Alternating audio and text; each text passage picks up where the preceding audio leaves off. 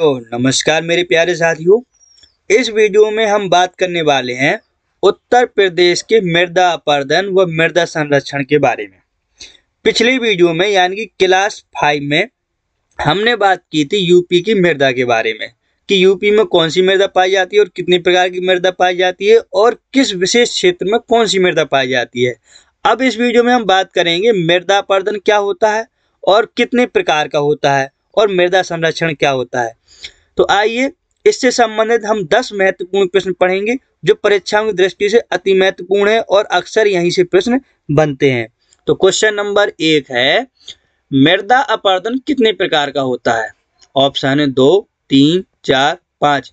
इसका उत्तर हो जाएगा 2। देखिए, मृदा अपरदन 2 प्रकार का होता है। कौन कौन सा? जलीय अपरदन और वायु अपरदन। ध्यान रखिए, जलीय अपरदन और वायु अपरदन 2 प्रकार का मृदा अपरदन होता है। मृदा अपरदन है क्या, ये भी जानना बहुत जरूरी है कि मृदा अपरदन क्या है। तो जल और वायु के साथ मृदा के कटने, बहने अथवा उड़ने की क्रिया मृदा अपरदन कहलाती है। क्या मतलब हुआ इसका? जैसे कि खेती में होती है, जब बाढ़ आ जाती है या ज्यादा पानी का बहाव होता है तो मिट्टी कट जाती है, मिट्टी बह जाती है, या बहुत आंधी तूफान आ जाता है तो मिट्टी उड़ जाती है। तो ये सारी क्रियाएं जल और वायु के साथ मृदा के कटने, बहने अथवा उड़ने की क्रिया मृदा अपरदन कहलाती है। यह एक भौतिक क्रिया है। मृदा अपरदन इस समय कृषि भूमि के लिए सबसे बड़ा खतरा है। यहाँ से एक नोट करिए, प्रश्न बन जाएगा कि इस समय भूमि के लिए या कृषि भूमि के लिए सबसे बड़ा खतरा क्या है। तो सबसे बड़ा खतरा है वो है मृदा अपरदन। मृदा अपरदन 2 प्रकार का होता है, जलीय अपरदन और वायु अपरदन। क्वेश्चन नंबर 2 है, यूपी में निम्न में से किसका अधिक प्रभाव है? ऑप्शन है जलीय अपरदन का, वायु अपरदन का, दोनों का, किसी का नहीं। इसका उत्तर हो जाएगा जलीय अपरदन का। देखिए दोस्तों, पूरे देश में 2 प्रकार के मृदा अपरदन पाए जाते हैं, जलीय अपरदन और वायु अपरदन। लेकिन उत्तर प्रदेश में सबसे ज्यादा प्रभाव जलीय अपरदन का है। ये मोस्ट इंपोर्टेंट लाइन है, याद रखने वाली। और जलीय अपरदन से लगभग संपूर्ण यूपी प्रभावित है, लेकिन वायु अपरदन कुछ निश्चित क्षेत्रों में होता है। मृदा की ऊपरी परत के ह्रास मतलब कमी, जो ऊपरी परत की कमी का प्रमुख जो कारण है वो जल अपरदन या जलीय अपरदन ही है। क्वेश्चन नंबर 3 है, निम्न में से जलीय अपरदन के कारण हैं। ऑप्शन, वनस्पतियों का अभाव व ढालदार स्थानों पर खेती करना। ऑप्शन 2, बिना सोचे समझे जुताई करना व वनों की कटाई और चराई करना। ऑप्शन 3, अनियंत्रित वर्षा या खेतों को खाली रखना। ऑप्शन 4, उपर्युक्त सभी। तो दोस्तों इसका उत्तर हो जाएगा उपर्युक्त सभी। देखिए, जलीय अपरदन का जो सबसे बड़े कारण है ये तीनों है कि वनस्पतियों का अभाव होना, इससे भी जलीय अपरदन होता है। ढालदार स्थानों पर खेती करना, इससे भी मिट्टी बह जाती है। बिना सोचे समझे जुताई कर देना, इससे भी मिट्टी बह जाती है, बर्बाद हो जाती है। और वनों की कटाई से भी मृदा का अपरदन होता है। और अत्यधिक चराई से, जानवरों के चरने से भी मिट्टी खराब हो जाती है, मृदा का अपरदन हो जाता है। और अनियंत्रित वर्षा होती है तो भी इससे मिट्टी बहकर दूसरे खेतों में चली जाती है, या बहुत समय तक खेतों को खाली रखना। तो ये सभी के सभी उत्तर सही हैं। तो सभी कारण आपको याद रखना, इसमें से कोई 1-2 कारण दे देगा, पूछ लेगा कौन सा सही है और कौन सा गलत है। तो याद रखिए ये तीनों ही सही है। जलीय अपरदन के अन्य रूप सुन लीजिए, अपस्फुरण, परत अपरदन, क्षुद्र अपरदन, अवनालिका क्षरण, भूस्खलन क्षरण, सरिता तट क्षरण। अब देखिए यहाँ से भी क्वेश्चन बन जाते हैं कि परत अपरदन क्या है, क्षुद्र अपरदन क्या है। तो ध्यान रखिए ये सभी जलीय अपरदन के ही अन्य रूप हैं। अब इनके बारे में थोड़ा थोड़ा आगे हम जान लेंगे। क्वेश्चन नंबर 4 है, निम्न में से किसे किसान की मौत कहा गया है? अभी तक आपने पढ़ा था किसे किसान का मित्र कहा जाता है।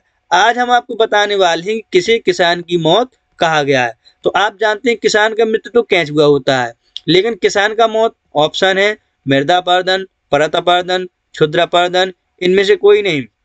इसका उत्तर हो जाएगा परत अपरदन। देखिए पीछे बताया मैंने कि मृदा अपरदन में 2 प्रकार के होते हैं, जलीय अपरदन और वायु अपरदन।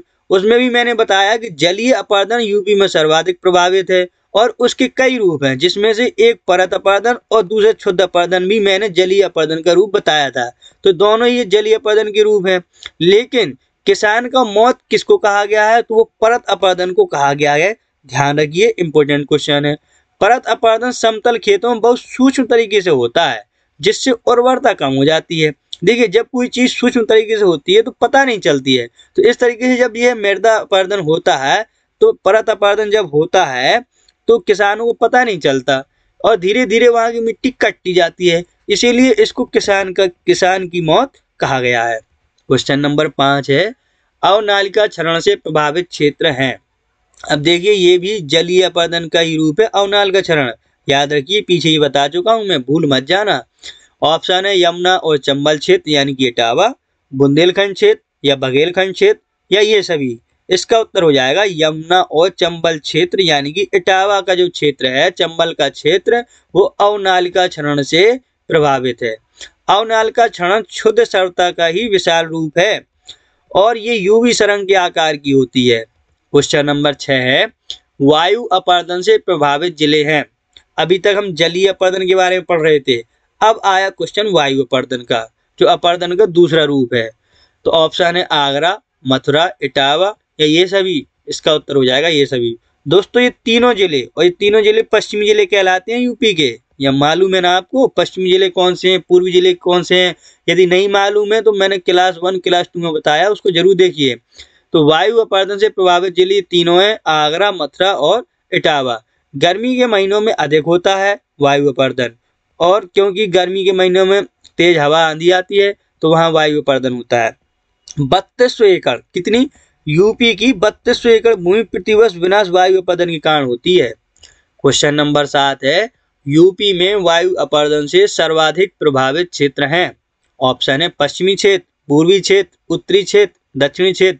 तो देखिए, पिछले क्वेश्चन यानी क्वेश्चन नंबर 6 में मैंने पूछा था, बस ऑप्शन में अंतर था। वहां मैंने दे दिया था मथुरा, आगरा, इटावा, लेकिन यहाँ दे दिया पश्चिमी क्षेत्र। देख लीजिए आप खुद ही, ये दिया आगरा, मथुरा, इटावा, और ये तीनों ही पश्चिम के क्षेत्र हैं, पश्चिम के जिले हैं, उत्तर प्रदेश के पश्चिमी जिले।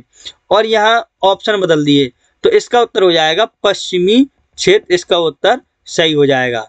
ठीक है। क्वेश्चन नंबर 8 है, निम्न में से कौन सी विधि मिट्टी की उर्वरता यानी कि उत्पादकता सुधारने की है?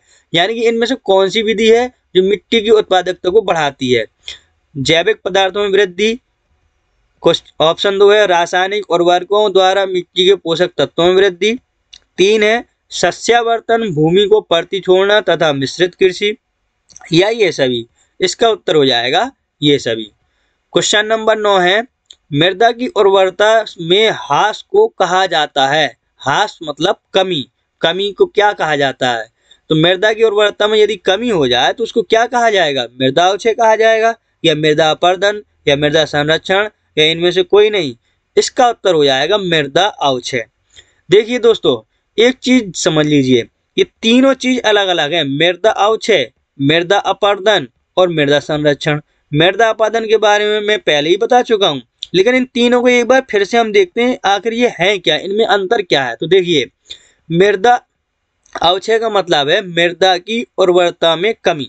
जब मृदा की उर्वरता में, उपज में, पैदावार में, उत्पादकता में कमी हो जाए तो उस कमी को हम कहते हैं मृदा अवक्षय।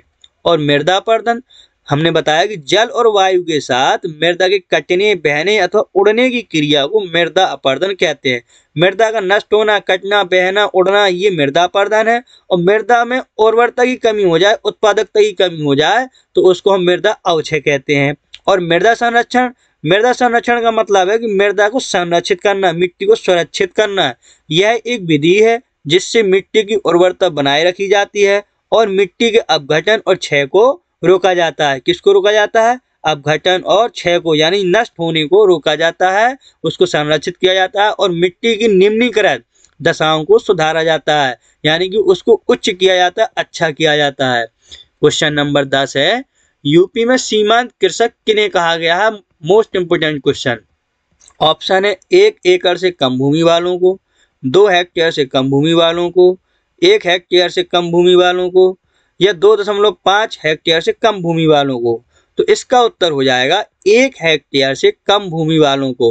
1 हेक्टेयर से कम भूमि वालों को यूपी में, उत्तर प्रदेश में सीमांत कृषक कहा जाता है। तो ये थे मृदा संरक्षण और मृदा अपरदन से महत्वपूर्ण 10 क्वेश्चन। कैसा लगा आपको वीडियो? आपको कितना समझ में आया? आपको मेरी आवाज़ समझ में सही से आती है या नहीं आती है? आप कमेंट करके मुझे बता सकते हैं। यदि आपको वीडियो वाकई में अच्छा लगा है तो लाइक करें, अन्यथा इसको अनलाइक कर दें।